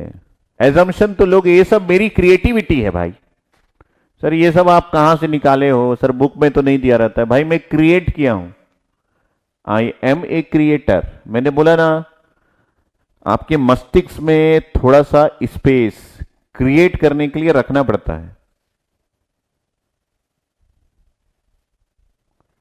ठीक है? तो क्रिएटिविटी है ये सब कहानी जो इस बोर्ड में है सब क्रिएटिविटी है। किसको प्रूफ करने के लिए, इसको प्रूफ करने के। Percentage increment is minority is very much greater than majority, ठीक है? तो मैंने यहां पे दोनों के लिए लिख लिया, मेजॉरिटी के लिए भी लिख लिया, माइनॉरिटी के लिए भी लिख लिया। आपके नोट्स आप कैसे बनाओगे मुझे नहीं पता, मैंने तो बढ़िया से समझ लिया इसको। तो अब मैं बोल रहा हूं कि यहां पे होल्स जो है वो आगे की ओर बढ़ेंगे। अगर होल्स आगे की ओर बढ़ेंगे तो ये आगे बढ़ते बढ़ते ना रिकंबाइन हो जाएंगे। सर क्यों रिकंबाइन होंगे, क्योंकि भाई आप भूल गए हो, यहां पे इलेक्ट्रॉन्स की सेना पहले से बैठी हुई है, जो कि मेजॉरिटी है, बाहुबली की सेना। और भल्लाल देव की सेना जो है वो यहां से एंट्री कर रही है। भल्लाल देव कौन है? होल्स। और ये बाहुबली है कौन? इलेक्ट्रॉन्स। तो ये होल्स जब इधर आएंगे तो यहां तो इलेक्ट्रॉन्स बहुत ज्यादा है, तो इलेक्ट्रॉन्स और होल्स तो रिकम्बाइन होते ही हैं। तो ये जो होल्स इस तरफ आएंगे तो ये इलेक्ट्रॉन्स के साथ रिकम्बाइन कर जाएंगे। हाँ सर, अगर ये इलेक्ट्रॉन्स के साथ रिकम्बाइन हो जाएंगे मतलब थोड़ी देर बाद एक भी होल्स नहीं रह जाएगा। यस, थोड़ी देर बाद एक भी होल्स नहीं रह जाएगा। तो हम क्या करें सर, एक और ग्राफ बनाते हैं, क्योंकि ईडीसी बिना ग्राफ के पॉसिबल ही नहीं है। तो इस ग्राफ में आप क्या बनाएंगे? इस ग्राफ में मैं मेजॉरिटी को बनाऊंगा ही नहीं, मैं माइनॉरिटी को बनाऊंगा। ये ग्राफ फिर से एनर्जी बैंड डायग्राम है क्या? नहीं भाई, ये एनर्जी बैंड डायग्राम नहीं है, ये है कंसंट्रेशन। ये है कंसंट्रेशन, यहां पे एनर्जी नहीं है, कंसंट्रेशन। और कंसंट्रेशन को किससे रिप्रेजेंट करते हैं? पर सेंटीमीटर क्यूब से रिप्रेजेंट करते हैं। किसका कंसंट्रेशन है सर? ये मेजॉरिटी का है कि माइनॉरिटी का है? भाई मेजॉरिटी मेरे कोई काम का नहीं, मैं तो माइनॉरिटी के लिए ड्रॉ करूंगा। और ये जो लाइन है ये क्या है? ये आपके सेमीकंडक्टर का डायमेंशन है, सेमीकंडक्टर का डायमेंशन है, या फिर सेमीकंडक्टर का लेंथ है एक्स एक्सिस की ओर, जो आपको शो करता हूं। तो ये सेमीकंडक्टर का लेंथ है, तो यहां पे मैंने लिख दिया ये लेंथ है, और ये लेंथ जो है वो सेंटीमीटर में रिप्रेजेंट होता है। तो एक सिंगल एक्सिस ले रहे हैं, हालांकि सेमीकंडक्टर 3 डायमेंशन है, तो उसके ऊपर वाले एक्सिस को भी नहीं ले रहे हैं और जेड एक्सिस को भी नहीं ले रहे हैं, एक ही डायमेंशन में सोच रहे हैं। तो यहां पे कंसंट्रेशन क्या हुआ सर? अगर ये पॉइंट आपका x इज इक्वल टू 0 है और इस पॉइंट पे आपने लाइट लगाया और आपके पास सेमीकंडक्टर ऐसा फैला हुआ है, तो एक बात पहले क्या कि सर इस सेमीकंडक्टर में पहले से माइनॉरिटी था कि नहीं था? तो मैं यहां पे सोच रहा हूं कि भाई पहले से इनिशियल कोई माइनॉरिटी था क्या यहां पे, जब आपने लाइट सोर्स नहीं लगाया था? इनिशियल माइनॉरिटी का मतलब है, माइनॉरिटी कंसंट्रेशन का मतलब है कि when no light source is applied, when यहां पे नो लाइट जो है, no light source is applied, कोई लाइट सोर्स अप्लाई नहीं किया गया था, तो उस समय क्या वहां कोई माइनॉरिटी था? हाँ सर था ना, 10 ठोक। कहां से आए थे सर? वो टेम्परेचर से आए थे, 300 केल्विन से। तो इनिशियल माइनॉरिटी किसकी वजह से आते हैं सर? ये जो है ये टेम्परेचर की वजह से आते हैं। इनिशियल माइनॉरिटी का रीजन है जो 300 केल्विन का आपने टेम्परेचर लगाया था। इस 300 केल्विन में पी एन नॉट जो है वो N I square divided by N D के फॉर्मूले से आए थे। सीन्स एन डी की वैल्यू कांस्टेंट है, तो इसकी वजह से जो भी माइनॉरिटीज आए थे उसको हम लोगों ने 10 ले लिया पर सेंटीमीटर क्यूब। ये एग्जाम्पल के तौर पे लिया था। और अगर टेम्परेचर कांस्टेंट है और डोनर एटम्स कांस्टेंट है, तो इसका मतलब है कि माइनॉरिटी का कंसंट्रेशन भी कांस्टेंट है। तो यहां से यहां तक ये कोई एनर्जी बैंड का डायग्राम नहीं है, ये माइनॉरिटी का कंसंट्रेशन है जो कि कांस्टेंट है, पूरे लेंथ में कांस्टेंट है। तो ये माइनॉरिटी को आप कैसे फाइंड आउट किए? फॉर्मूले से। फॉर्मूला क्या है? तो यहां से यहां तक कंसंट्रेशन है किसका? पी एन नॉट का, और पी एन नॉट जो है वो N I square divided by N D है। ठीक है, N I square divided by N D है, ये पूरे लेंथ ऑफ द सेमीकंडक्टर में कांस्टेंट है। तो यहां भी इसकी वैल्यू 10 है, यहां भी इसकी वैल्यू 10 है, 10 है, 10 है, 10 है, 10 है। अब क्या हुआ? अब यहां पे लाइट लगा दिया। अब जब लाइट लगा दिए तो इस एरिया में ये जो माइनॉरिटी है बढ़ गए। कितना बढ़ गए? जितना भी बड़े बढ़ गए भाई, ये बढ़ते बढ़ते यहां तक बढ़ गए। सर उसके ऊपर क्यों नहीं बढ़े? क्योंकि उसके ऊपर जो है वो बढ़ने की उसकी क्षमता नहीं थी। क्यों नहीं थी? क्योंकि एक समय ऐसा आता है जब रिकॉम्बिनेशन चालू हो जाता है। ठीक है,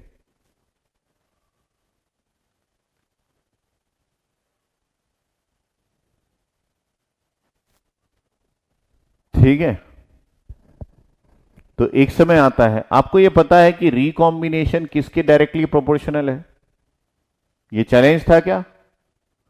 रिकॉम्बिनेशन जो है वो किस पे डिपेंड करता है? सर रिकॉम्बिनेशन जो है वो इलेक्ट्रॉन्स और होल्स दोनों के कंसंट्रेशन पे डिपेंड करता है।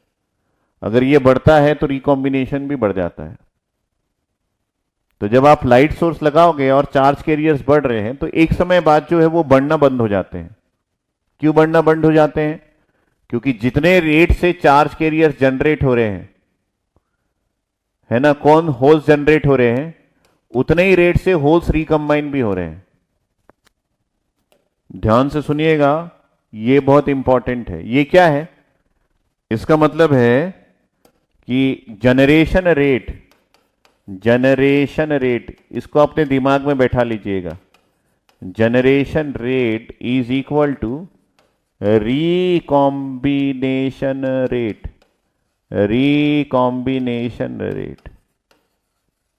ऐसा है। अगर ऐसा कंडीशन मिल जाए तो कभी भी कंसंट्रेशन नहीं मिल पाता है। ठीक है, तो मान लीजिए मेरे पास एक कमरा है ऐसा, और यहां से जो है, यहां दो एग्जिट है और इसके अंदर 1 2 3 लोग हैं, और यहां से एक आदमी एंट्री कर रहा है। ये जैसे ही इसके अंदर गया, एक आदमी यहां से बाहर चला गया, तो क्या हो गया? यहां पे कितने लोग बन गए? 1 और ये 2 और ये 3, ऐसे हो गए। फिर क्या हुआ? सर फिर ऐसा हुआ कि यहां से एक आदमी एंट्री किया तो यहां से एक आदमी बाहर चला गया। तो फिर क्या हुआ सर? फिर इसके अंदर 1 2 3 लोग रह गए। इसका मतलब है यहां से कोई अंदर आ रहा है, उतने ही क्वांटिटी में यहां से बाहर चले जा रहा है, तो हर समय कांस्टेंटली इसके अंदर सेम नंबर होगा। इसका मतलब है कि जिस रेट से ये इनपुट आ रहा है उसी रेट से अगर आउटपुट आ रहा है तो इसके अंदर कभी भी चीजों की ना बढ़ेंगे ना कम होंगे। तो ये जो अंदर आ रहा है ये क्या है? ये जनरेशन रेट है होल्स का। मतलब एक सेकेंड में अगर एक पर्सन अंदर आ रहा है और उसी एक सेकेंड में एक पर्सन बाहर जा रहा है, तो इसके अंदर हमेशा एक कांस्टेंट वैल्यू रहेगा। इसका मतलब है कभी भी यहां पे कंसंट्रेशन नहीं बढ़ेगा। तो ये जो अंदर आ रहा है ये क्या कर रहा है? ये जनरेशन है। और ये जो बाहर जा रहा है ये क्या कर रहा है? ये रिकॉम्बिनेशन है। तो जब आप जनरेशन कर रहे हैं तो आप लाइट सोर्स लगा रहे हैं, लेकिन इस लाइट सोर्स के लगाने से काफी सारे चार्ज कैरियर जनरेट हो गए। जब बहुत सारे चार्ज कैरियर जनरेट होते तो रिकॉम्बिनेशन चालू हो गया। जब रिकॉम्बिनेशन चालू हो गया और जनरेशन रिकॉम्बिनेशन बराबर हो गया तो उस समय इसके अंदर चार्ज कैरियर्स का बढ़ना बंद हो गया।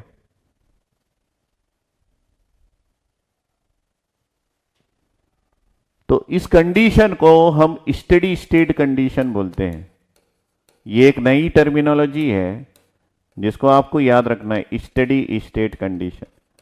तो कभी भी आपका कोई भी सेमीकंडक्टर स्टेडी स्टेट कंडीशन में चला गया तो लाइट सोर्स की वजह से जनरेट हो रहा था, लेकिन जनरेट होते होते ऐसा कंडीशन आ गया कि रिकॉम्बिनेशन चालू हो गया। क्योंकि रिकॉम्बिनेशन के लिए हमको क्या चाहिए? इलेक्ट्रॉन होल्स का पेयर चाहिए। और जनरेशन के लिए हमको क्या चाहिए? जनरेशन के लिए एनर्जी चाहिए। तो एनर्जी तो लगा हुआ था, जनरेट हो रहा था, लेकिन जनरेट होते होते इलेक्ट्रॉन होल पेयर का कंसंट्रेशन इतना बढ़ गया कि रिकॉम्बिनेशन चालू हो गया। और जितना ये जनरेट हो रहा था उतना ही रिकॉम्बिनेशन हो रहा था, तो चार्ज कैरियर्स का बढ़ना रुक गया।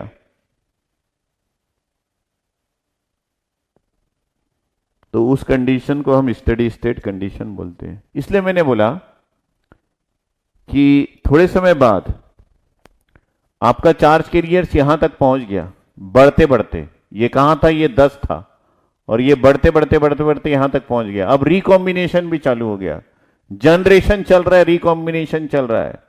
तो यहां पे वो 3 लोग आ गए हैं, तीन लोग बढ़ के आ गए हैं। अब एक भी एक्स्ट्रा यहां पे और ऐड हो रहा है, तो एक बोल रहा है मैं खत्म हो जाऊंगा, तो ये जो है ये बोल रहा है कि मैं अब हट गया।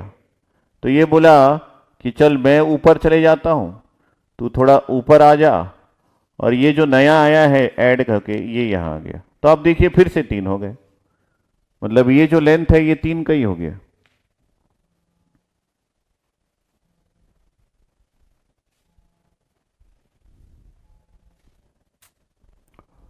मेरी बात को समझ गए होंगे। अब ये लेंथ है, चार्ज कैरियर्स यहां पे बढ़ गया है, लेकिन ये मान लीजिए इतना हो गया है। अब ये जैसे जैसे आगे बढ़ेंगे ये रिकम्बाइन हो जाएंगे। हाँ सर, ये रिकम्बाइन हो जाएंगे। तो अगर ये रिकम्बाइन होंगे तो ये इस तरीके से रिकम्बाइन हो जाते हैं, एक्सपोनेंशियली रिकम्बाइन होते हैं। कौन? जो सिर्फ बड़े हुए चार्ज कैरियर से। सर जो पहले से अवेलेबल थे वो क्यों नहीं रिकम्बाइन होते? क्योंकि वो तो टेम्परेचर की वजह से आए थे, और टेम्परेचर आपने 300 केल्विन ही लगा के रखा हुआ है। वो कहां से आए थे? ये टेम्परेचर की वजह से आए थे। टेम्परेचर टेम्परेचर क्यों बोलते हैं सर आप? क्योंकि एन आई स्क्वायर जो है वो होता है A nought T cube e to the power of minus of E G upon K T divided by N D. तो ये टेम्परेचर की वजह से आते हैं, और क्योंकि आपने टेम्परेचर में कोई चेंजेस नहीं किया है तो टेम्परेचर की वजह से जनरेटेड चार्ज कैरियर्स अभी भी कांस्टेंट है। और जो लाइट की वजह से आए थे वो जैसे जैसे अंदर की ओर गए वो रिकम्बाइन होते गए। तो यहां पे होल्स बहुत ज्यादा था, यहां पे होल्स बहुत ज्यादा था ऐसे, और जैसे जैसे ये अंदर की ओर जाते गए आखिरी में आके होल्स जो है वो खत्म हो गए, और आपके पास जो पहले से कंसंट्रेशन बचा था वही बचा हुआ है। और ये जो रिकॉम्बिनेशन होता है ये एक्सपोनेंशियली होता है। कौन से चार्ज कैरियर्स का होता है? जो बड़े हुए चार्ज कैरियर्स है। तो ये जो बड़े हुए चार्ज कैरियर्स है, ठीक है, अब आप समझ गए होंगे बाकी सारी बातें विदाउट एनी मुलाकातें आप समझ गए होंगे। अब इन सबको हटा दिया मैं। तो ये जो बड़े हुए चार्ज कैरियर्स है ये कहां पे बड़े हैं? जहां पे x की वैल्यू 0 है। तो ये जो बड़े हुए चार्ज कैरियर्स है इसको हम p डैश n एट 0 बोलते हैं। मतलब ये डैश इसलिए लगाया क्योंकि ये एक्सेस है, जो बड़े हुए हैं, या फिर एक्सेस है, बड़े हुए एक्सेस कैरियर्स। माइनॉरिटी है ये आपको पता है, एक्सेस कैरियर से, तो इसलिए मैंने इसको डैश लगाया। किस जगह पे है? 0 जगह पे है, 0 डिस्टेंस पे है। सर किसी और डिस्टेंस पे एक्सेस कैरियर्स की वैल्यू बताएंगे क्या? बताएंगे ना।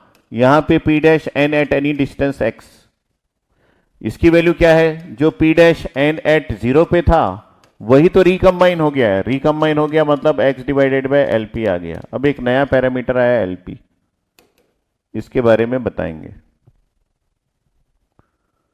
तो ये जो रिकॉम्बिनेशन हो रहा है ये रिकॉम्बिनेशन एक्सपोनेंशियली डिक्रीज हो रहा है बाय दिस फंक्शन। तो जो आपके पास इस जगह पे चार्ज कैरियर्स था वही धीरे धीरे धीरे धीरे इस फंक्शन की वजह से कम होता जा रहा है।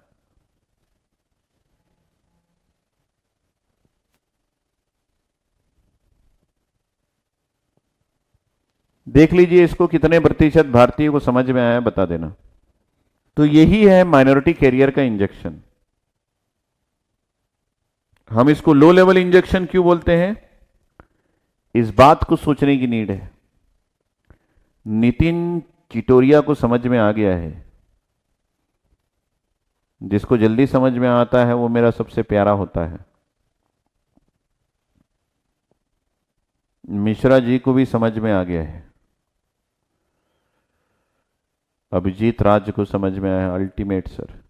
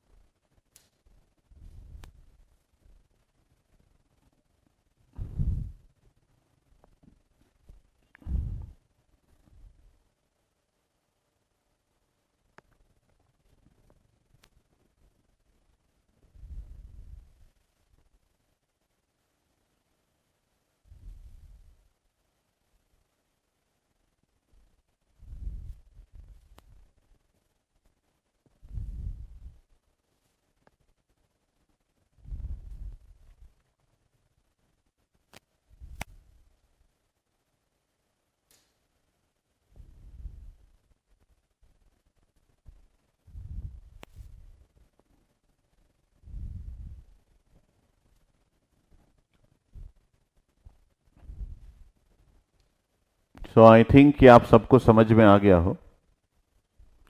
अब इसमें सबसे पहले ये देखते हैं कि ये एलपी क्या है। ठीक है, ध्यान से सुनना। एलपी जो है इसका नाम है डिफ्यूजन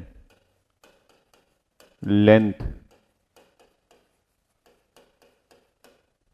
ठीक है, इसका नाम है डिफ्यूजन लेंथ।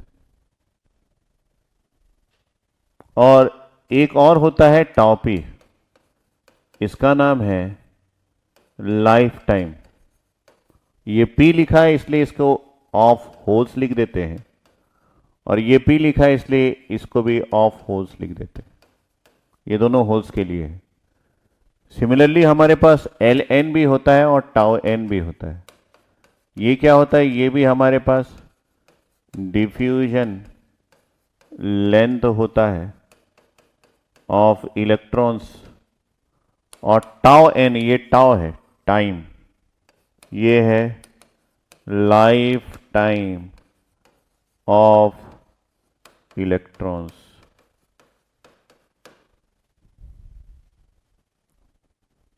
ये दोनों बातें क्या बोलना चाह रहे हैं? डिफ्यूजन लेंथ का मतलब है कि जब भी कोई चार्ज कैरियर्स आपके पास होता है, मान लीजिए कि आपके पास एक चार्ज कैरियर्स है, ठीक है, ये एक इलेक्ट्रॉन है, और आप ये मान लीजिए कि ये यहां पे आपके पास एक होल पड़ा हुआ है।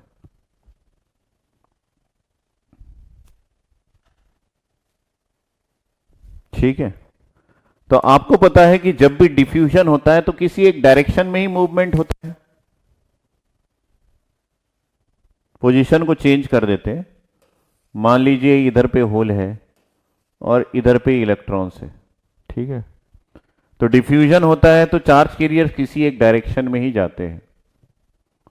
तो ये चार्ज कैरियर्स आया और इस डायरेक्शन में चलने लगा। थोड़ी दूर में जाके इसको एक इलेक्ट्रॉन दिखा और ये इस इलेक्ट्रॉन के साथ रिकम्बाइन हो गया, है ना। और ये इस इलेक्ट्रॉन के साथ, ये इस डायरेक्शन में जा रहा था और इधर जाते जाते ये इस इलेक्ट्रॉन्स के साथ रिकम्बाइन हो गया। अब ना आपके पास इलेक्ट्रॉन्स है ना आपके पास होल है,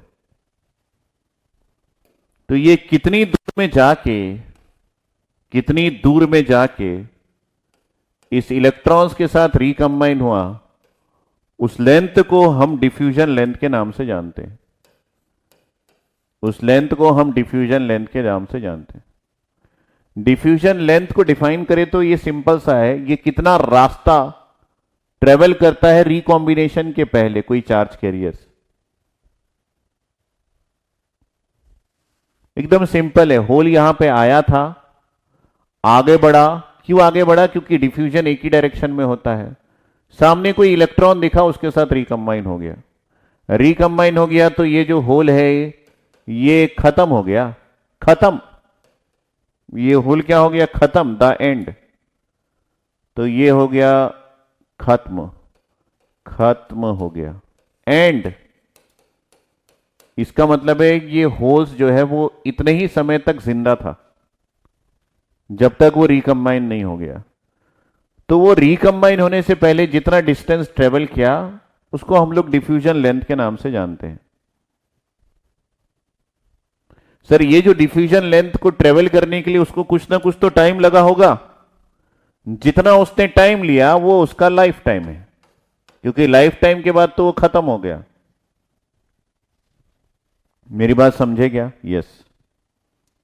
तो यहां पे क्या हुआ था? यहां पे वो लाइव हुआ था, मतलब जिंदा हुआ था। जिंदा कैसे लिखते हैं पता नहीं, छोड़ो। क्यों? क्योंकि यहां पे उसका जनरेशन यहां पे हुआ था, यहां पे वो जनरेट हुआ था और यहां पे आके वो रिकम्बाइन हो गया। और जनरेशन और रिकॉम्बिनेशन के पहले उसने जितना दूरी ट्रेवल की,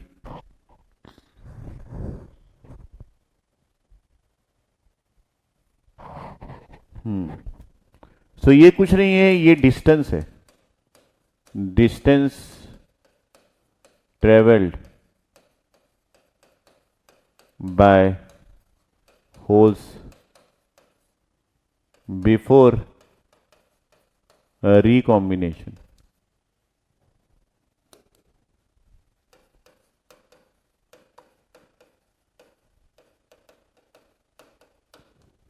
और यहां पे आप ऐसा भी लिख सकते हैं, distance travelled by holes during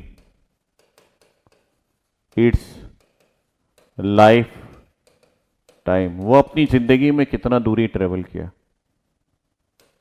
कोई ऐसा मत समझो कि ये एक बार रिकम्बाइन हो गया तो फिर से जनरेट नहीं हो सकता। ये एक्चुअली कोवलेंट बॉन्ड के अंदर चला गया, फिर से एनर्जी मिलेगी तो फिर से जनरेट हो जाएगा। तो ये दो डेफिनेशन है, ये दोनों इसी के लिए है।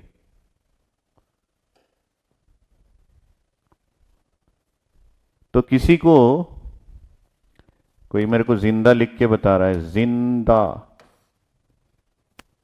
ठीक है, वो जिंदा हुआ, लाइव हुआ, थोड़ा दूर ट्रेवल किया, खत्म हो गया, रिकम्बाइन हो गया।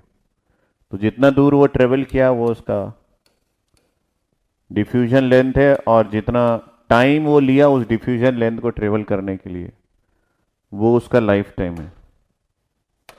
तो यहां पे time taken for travelling diffusion length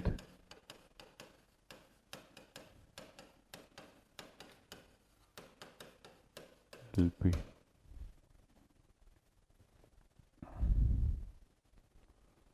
ठीक है, उसी प्रकार इलेक्ट्रॉन्स के लिए भी है।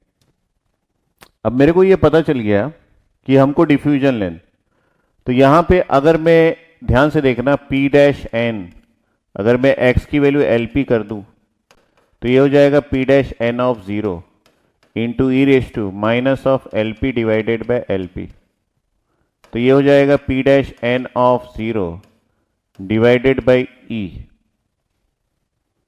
कुल मिला के मैं ये बोलना चाहता हूं कि अगर आप यहां पे x की वैल्यू को LP लगाते हैं तो आपको ये मिल जाएगा। इसका मतलब क्या है कि अगर एक सिंगल इलेक्ट्रॉन्स होल की बात करें तो ये ऐसा है कि ये जनरेट हुआ, ये खत्म हो गया। लेकिन अगर हम लोग एक सेमीकंडक्टर की बात करें तो इसके अंदर हमको एक डिफरेंट थॉट लाना पड़ता है। क्या कि डिफ्यूजन लेंथ वो लेंथ है जहां पे आपका इनिशियल कंसंट्रेशन जो कि 0 पॉइंट पे था उसकी वैल्यू डिवाइडेड बाई ई के बराबर हो जाता है। डिवाइडेड बाई ई मतलब 0.637, क्या बताएंगे आप लोग? मतलब ये एक ऐसा लेंथ है, मान लीजिए यहां पे LP है, तो यहां पे जो आपको कंसंट्रेशन मिलेगा वो जो यहां पे था उसका 1/E टाइम्स मिलेगा। कहां पे? जहां से उस जिंदा हुआ था। ये बहुत सारे सेमीकंडक्टर, बहुत सारे होल्स को मिला के बोल रहा हूं मैं। ये 0.637, तो मतलब यहां से यहां का जो कंसंट्रेशन है ये कितना है? ये जो है ये 0.637 जो आपके पास यहां का कंसंट्रेशन था उसके उतने टाइम्स मिलेगा। मतलब 1/E टाइम्स जो कंसंट्रेशन आपके पास इनिशियली एट डिस्टेंस 0 पे था। तो दोनों को प्रॉपरली समझेंगे कि ऐसा नहीं है कि ये जो है ये आपका डिफ्यूजन लेंथ है LP, ये पूरे चार्ज कैरियर्स यहां आके रिकंबाइन हुए हैं, ये बात सही है। लेकिन डिफ्यूजन लेंथ वो लेंथ है जहां पे आपका initial concentration at x is equal to 0 की वैल्यू 0.63 टाइम्स हो जाए। क्योंकि हम जब यहां पे LP पुटअप किए तो हमको पता चला कि ये इक्वेशन हमको मिला। तो कुल मिला के हमको काफी सारे कंसेप्ट यहां पे क्लियर हो गए हैं कि हमको किस तरीके से एनालिसिस करना है। तो किसी भी डिस्टेंस पे आप यहां पे टोटल कंसंट्रेशन फाइंड आउट कर सकते हैं। टोटल कंसंट्रेशन फाइंड आउट करने के लिए क्या करना पड़ेगा? आपको इनिशियल कंसंट्रेशन और एक्सेस कंसंट्रेशन दोनों को ऐड करना पड़ेगा। तो ये है आपके पास इनिशियल कंसंट्रेशन और जो एक्सेस कंसंट्रेशन है लाइट सोर्स लगाने के बाद जो वैल्यू आई है, वो दोनों को ऐड कर देंगे तो आपको टोटल कंसंट्रेशन मिल जाएगा। ठीक है।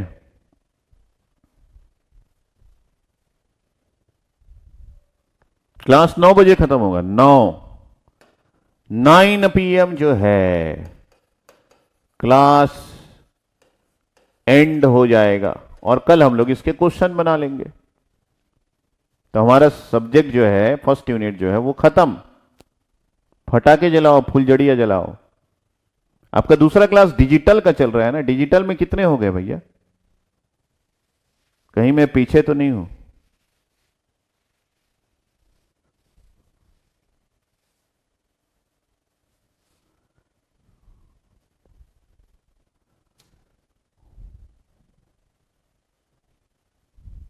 थ्री सिक्स सेवन एट होता है क्या? 1/E। 1/E को तो एक बार फाइंड आउट करके देख लो ना यार, है ना। यहां पे मैं इसको नहीं लिखता, ये 1/E है, क्योंकि सब लोग अलग अलग वैल्यू बता रहे हैं।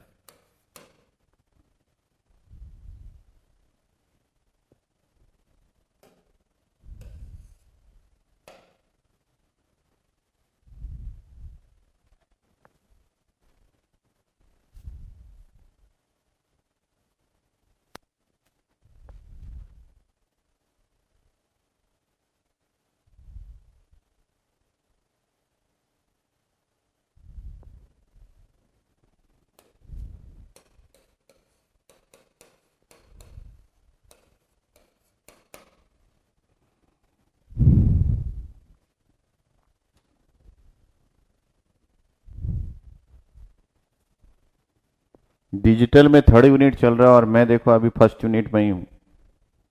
This is not right. आपको ज्यादा पढ़ाना पड़ेगा मुझे। तो मैं कहां पे था सर? आप टोटल कंसंट्रेशन के बारे में बोल रहे थे।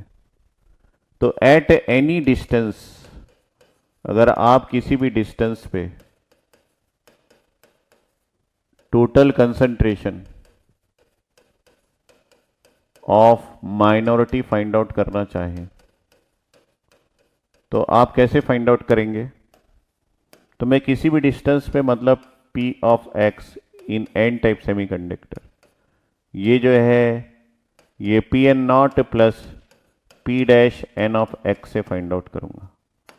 तो Pn0 मतलब ये टेम्परेचर की वजह से आया है और P dash N of 0 into e⁻⁻x divided by LP, इससे फाइंड आउट हो जाएगा।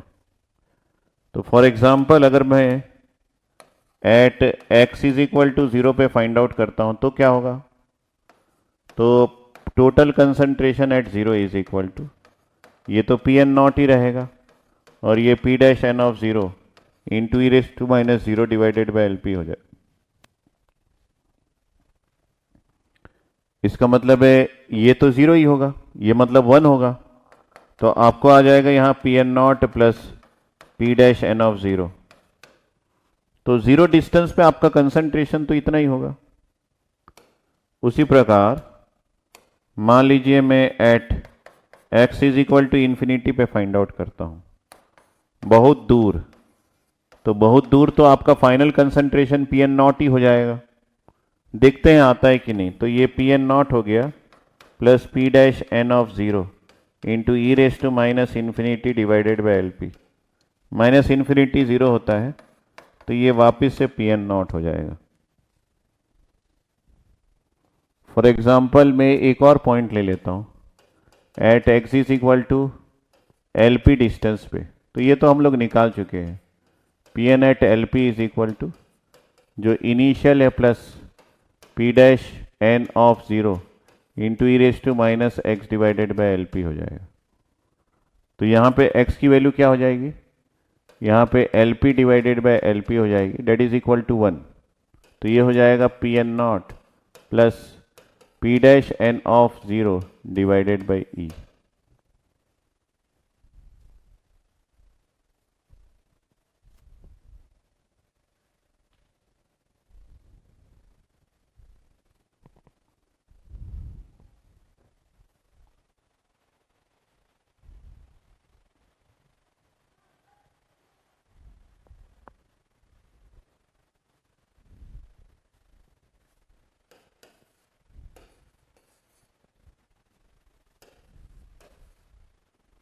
तीन अलग अलग कंडीशन है, मैंने आपको सब बता दिया।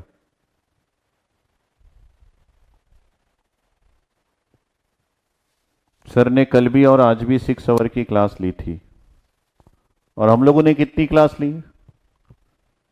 आज 3:30 से चालू किए, आधे घंटे का ब्रेक दिए, तो मतलब मान लीजिए अप्रॉक्स हम लोग 4 बजे से चालू किए,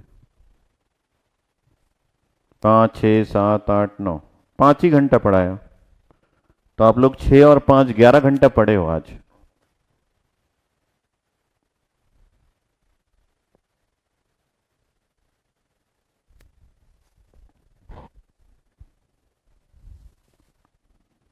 ग्यारह घंटे पढ़े हो, 1 घंटा रिवाइज कर लो, मस्त नींद मारो।